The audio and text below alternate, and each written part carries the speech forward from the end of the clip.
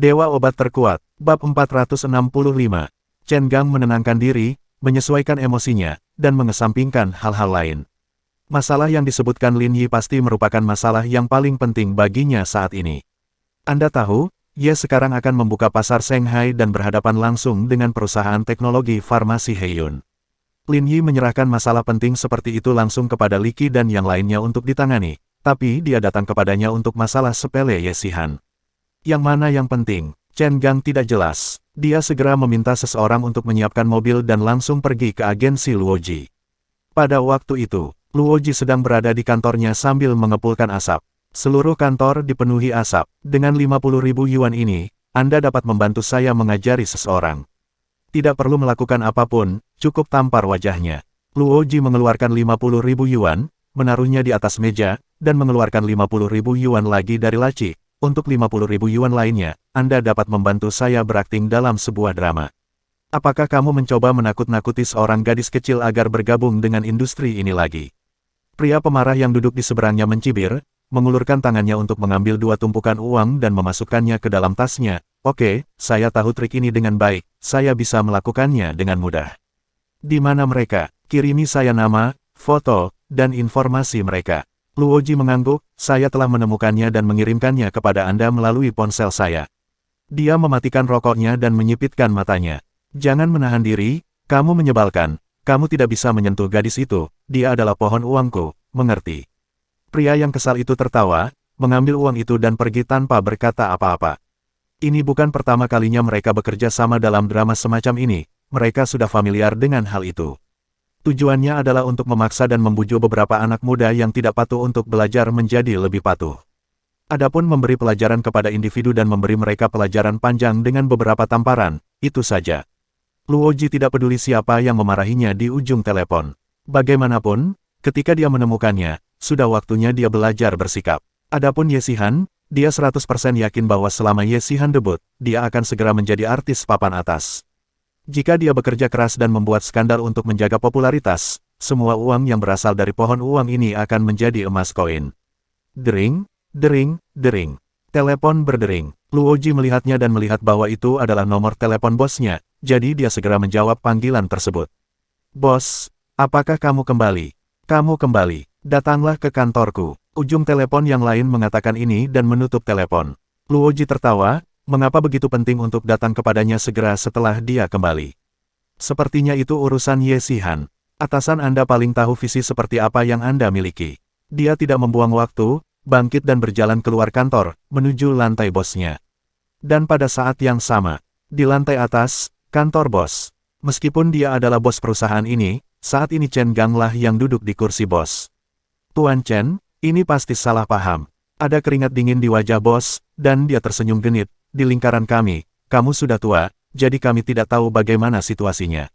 Dulu, akan ada situasi yang kamu sebutkan, tapi itu pasti sudah hilang sekarang. Bagaimana mungkin dia tidak gugup? Tiba-tiba dia menerima telepon dari Chen Gang, yang membuatnya takut dan berlari kembali ke perusahaan. Dia tidak pernah menyangka bahwa Luoji, yang bisa membodohi siapapun, akan benar-benar membodohi keluarga Chen. Siapa yang tidak tahu bahwa Chen Gang lahir di industri hiburan, dan sekarang dia adalah tokoh terkemuka di lingkaran bawah tanah Shanghai. Jika Anda melakukan sesuatu yang menyinggung perasaannya, bukankah itu meminta kematian? Chen Gang menyalakan korek api di tangannya dan menatap bosnya. Lao Cheng, maksudmu aku bersalah padamu? Dia tertawa dan berkata, oke, panggil saja Luoji dan tanyakan apakah dia tahu.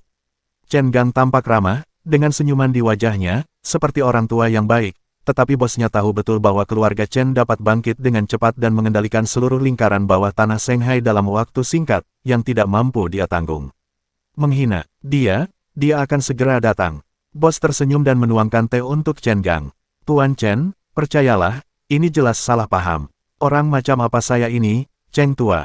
Anda tahu, saya hanya melakukan bisnis kecil-kecilan, melatih beberapa orang baru, dan memberikan kontribusi pada lingkaran hiburan Shanghai. Saya tidak akan melakukan apapun yang merugikan orang lain. Ia serius dan berulang kali berjanji, jangan khawatir, saya pasti akan memberikan penjelasan tentang masalah ini. Boom, boom, boom. Begitu dia selesai berbicara, pintu kantor berdering. Bos buru-buru berteriak, masuk. Luoji mendorong pintu hingga terbuka dan masuk dengan senyuman di wajahnya. Bos, apakah kamu tidak sabar? Biar ku beritahu, pohon uang ini. Di tengah perkataannya, dia melihat bahwa orang yang duduk di kursi bos bukanlah bosnya, tetapi bosnya sedang berdiri di samping saat ini, mengedipkan mata padanya dengan putus asa. Luoji bereaksi cepat, dengan ekspresi serius dan tidak berani bercanda. Dia tidak tahu siapa yang duduk di sana, tapi orang yang bisa membuat bos berdiri dengan patuh pastinya bukan orang kecil. Tuan Chen, dia adalah Luoji. Bos memperkenalkan. Dia hendak bertanya, tapi Chen Gang mengulurkan tangannya untuk menghentikannya bertanya. Chen Gang berdiri, berjalan ke arah Luoji, dan terkekeh, apakah kamu agen medali emas, Luoji? Ini aku, siapa kamu? Saya bertanya kepada Anda. Chen Gang tidak berniat menjawabnya, apakah kamu baru-baru ini menandatangani kontrak dengan seorang mahasiswi yang kamu temui di studio video, bernama Ye Xihan? Ketika Luoji mendengar ini, dia langsung menjadi waspada dan curiga orang di depannya datang untuk merampok seseorang. Itu datang begitu cepat. Identitas orang ini tampaknya lebih kuat daripada identitas bosnya, tetapi jika dia ingin mengandalkan identitasnya untuk menekan orang lain dan mencuri uang tunai, Luoji tidak mau melakukannya. Dia melirik ke arah bos dan melihat bos itu mengedipkan mata padanya.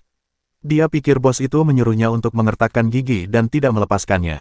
Tidak peduli apa, dia tidak bisa membiarkan siapapun mengambil pohon uang yang dia peroleh. Ye Xihan, tidak, siapa itu? Luoji berpura-pura tercengang, mahasiswa apa? Akhir-akhir ini aku belum pernah ke studio rekaman. Dia hanya menggelengkan kepalanya dan menyangkalnya. Jadi bukan itu masalahnya lagi. Chen Gang memandang Luoji, kamu tidak mengontraknya, jadi dia tidak akan datang ke tempatmu, begitukah maksudmu? Luoji merasa seperti telah ditipu. Orang ini sengaja mencoba mengelabui dia agar menyangkalnya. Oh, Ye Xihan, aku mengingatnya. Luoji mengangguk dan berkata sambil tersenyum sibuk, aku benar-benar lupa sekarang bahwa ada orang seperti itu. Kamu benar, dia adalah seorang mahasiswi. Aku melihat dia ingin memasuki industri hiburan, jadi aku membantunya. Kami telah menandatangani kontrak ini dan secara resmi mulai berlaku. Dia juga menjadi artis di bawah panji saya. Dia menyatakan miliknya secara langsung. Setelah mendengar kata-kata Luoji, wajah bos menjadi pucat, dan seluruh punggungnya terasa dingin. Dia berdiri di sana dan ingin mengatakan sesuatu, tetapi dia tidak tahu harus berkata apa. Aturan di industri adalah artis itu milik siapapun yang menandatangani kontrak. Kalau mau transfer harus menunggu sampai kontrak selesai. Aku malu sekali, Luoji berkata terus terang. Saya mendapatkan pohon uang, dan teman-teman saya ingin mengambilnya. Mustahil, Chen Gang tiba-tiba tertawa. Dia mengulurkan tangan dan menepuk bahu Luoji, saya mengerti aturannya. Dia berbalik, berhenti tiba-tiba, berbalik dan menamparkan wajah Luoji dengan keras. Bentak, renyah dan keras. Bab 466. Apakah ini aturannya? Chen Gang bertanya dengan dingin. Luoji kaget. Ada rasa sakit yang membakar di wajahnya, seolah-olah dia tersiram air mendidih. Dia menatap, tidak tahu mengapa Chen Gang memukulnya. Kamu, dia langsung kesal, dan matanya tajam saat hendak melawan, tetapi bos buru-buru menghentikannya. Jangan impulsif. Jangan impulsif. Bosnya panik. Ketika dia mendengar Luoji mengakuinya, dia tidak bisa menahan diri untuk berteriak bahwa semuanya sudah berakhir. Tuan Chen, saya benar-benar minta maaf. Ini salah paham, benar-benar salah paham. Jangan marah, jangan marah. Melihat bosnya begitu merendahkan, kemarahan Luoji langsung hilang. Bagaimana dia berani melawan ketika bosnya memperlakukan seseorang dengan sangat hati-hati. Pertumpahan darah dan martabat adalah hal-hal yang bisa dibuang kapan saja di hadapan pria dewasa. Dia menatap kosong ke arah bosnya, mengangguk dan membungkuk untuk meminta maaf. Jakunnya meluncur, tapi dia tidak berani mengucapkan sepatah kata pun. Apalagi melawan. Aku tidak salah menuduhnya, kan? Chen Gang berkata, apakah ada hal seperti itu? Ya, bosnya terlihat jelek. Meskipun dia merasa tidak nyaman, dia benar-benar tidak berani menyinggung Chen Gang sekarang. Kami menyadari hal ini. Chen Gang mengangguk, oke. Melihat kamu memiliki sikap yang baik, aku bisa memberimu kesempatan. Dia berjalan menuju Luoji, dan matanya membuat Luoji sedikit gugup, seolah dia sedang ditatap oleh ular berbisa. Untungnya, tidak terjadi apa-apa pada nona muda kedua dari keluarga Ye. Jika terjadi sesuatu padanya, aku akan mencarimu, kata Chen Gang dengan tenang. Luoji tidak berani berbicara, tubuhnya kaku dan dia berdiri tegak. Rasa sakit yang membara di wajahnya tidak hilang, tapi semakin hebat. Tentu saja dia tidak rela ditampar wajahnya seperti ini, tapi apa yang bisa dia lakukan? Ada terlalu banyak hal najis di industri hiburan. Chen Gang berkata, beberapa barang dibuang padahal seharusnya dibuang. Barang-barang itu selalu najis. Cepat atau lambat barang-barang itu akan dibersihkan. Apakah menurutmu kamu akan selamat saat itu? Dia mengulurkan tangan dan menepuk bahu bosnya dengan keras, ini baik untukmu. Setelah mengatakan itu, Chen Gang pergi tanpa berkata apa-apa lagi. Suasana di kantor selalu suram dan membosankan. Bahkan udaranya menyesakkan. Ini seperti momen sebelum gunung berapi meletus. Apakah dia Chen Gang? Luoji mengertakkan gigi dan tubuhnya gemetar hebat, bukan karena kesakitan, tapi karena kemarahan. Han tua, ketika dia melihat bosnya diam, dia tidak bisa menahan diri untuk tidak berteriak. Dia menamparku di depanmu, dan kamu bahkan tidak punya apa-apa untuk dikatakan, kan? Sudut mulut Hansu bergerak. Sekarang kamu tahu dia adalah Chen Gang, apalagi yang bisa aku katakan? Katakan padanya bahwa kita tidak peduli siapa dia dan biarkan dia datang ke sini. Percaya atau tidak, kita tidak bisa meninggalkan perusahaan ini hari ini. Hansu berkata dengan marah. Dia juga tidak mau dipermalukan. Yang paling membuatnya tidak puas adalah belum lama ini, Chen Gang memiliki status yang mirip dengannya, tetapi sekarang, dia tiba-tiba menjadi tokoh terkemuka di lingkaran bawah tanah Shanghai. Bagaimana dia bisa menerima kesenjangan sebesar itu? Tidak baik bagimu untuk memprovokasi siapapun, tapi Chen Gang, tahukah kamu bahwa dia baru saja berkuasa, dan dia ingin orang lain memprovokasi dia? Dia sangat kuat. Bagaimana aku tahu film gadis itu ada hubungannya dengan Chen Gang? Wajah Luoji memerah. Dia hanya mendengar tentang Chen Gang, dan ini adalah pertama kalinya dia bertemu dengannya hari ini. Bagaimana dia mungkin tahu bahwa Ye Xihan, seseorang yang tidak bernama Chen, akan berhubungan dengan Chen Gang dan mengizinkan Chen Gang datang kepadanya secara langsung? Untuk menimbulkan masalah baginya, jangan main-main dengannya lagi. Hansu mengertakkan gigi dan berkata dengan marah, pohon uang jenis apa? Ini bintang sial, sialan, jika Anda menyinggung Chen Gang di masa lalu, tidak apa-apa. Hal terburuknya adalah kami tidak akan pernah berinteraksi satu sama lain atau bekerja sama satu sama lain. Tapi jika Anda menyinggung Chen Gang saat ini, itu bukan lelucon berada di industri hiburan Shanghai. Bukankah Chen Gang ini sedikit sombong? Luoji mencibir, mungkinkah dia mengira dia bisa mengendalikan seluruh industri hiburan Shanghai?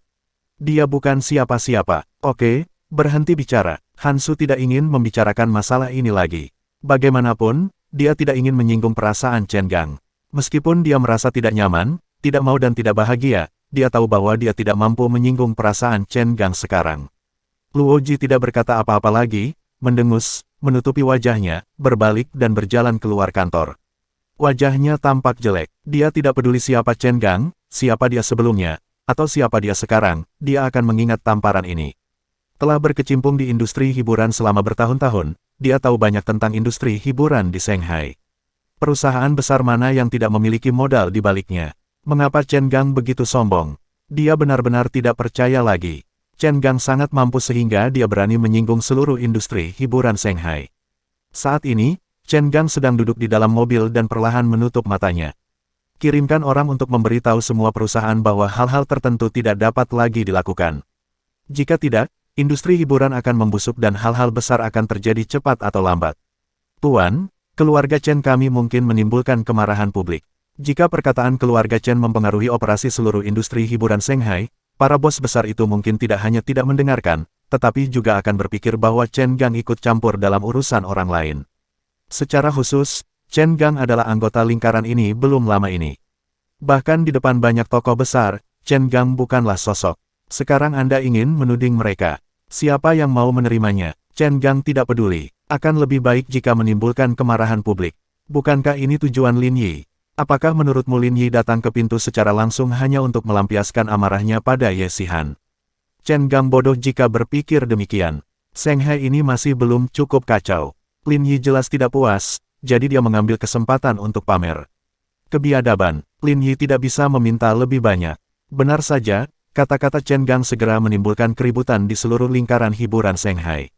Beberapa orang yang datang untuk memberitahu dia bahkan diusir saat itu juga. Beberapa orang mengatakan bahwa Chen Gang baru saja berkuasa dan ingin membuat keributan, tetapi berada di lingkaran hiburan Shanghai akan terasa terlalu mengganggu. Yang lain mengatakan bahwa Chen Gang memanfaatkan kesempatan untuk membangun otoritasnya di Shanghai dan ingin menginjak-injak semua orang. Ini bahkan lebih menyebalkan. Chen Gang menyentuh seluruh industri hiburan Shanghai dalam semalam. Ketika mendengar berita itu, Luoji langsung menemui Hansu. Apakah saya benar? Luoji mencibir, Chen Gang terlalu merasa benar sendiri. Apakah dia berpikir bahwa sekarang dia berada di dunia bawah tanah, dia dapat memanipulasi orang-orang besar di industri hiburan kita sesuka hati. Dia bukan orang yang gegabah. Hansu mengerutkan kening. Meskipun dia juga tidak puas dengan apa yang telah dilakukan Chen Gang, berdasarkan pemahamannya tentang Chen Gang, mustahil bagi Chen Gang untuk tidak mengetahui bahwa ada juga latar belakang yang kuat di balik banyak perusahaan di lingkaran hiburan Shanghai. Bahkan orang-orang di lingkaran bawah tanah biasa membalas sopan santun dan bekerja sama satu sama lain untuk menghasilkan uang tanpa meminta masalah. Dia baru saja naik ke tampuk kekuasaan di lingkaran bawah tanah, dan mengkonsolidasikan posisinya adalah hal yang paling penting. Bagaimana dia bisa tiba-tiba menyinggung seluruh lingkaran hiburan Shanghai? Menjadi gila, bersambung.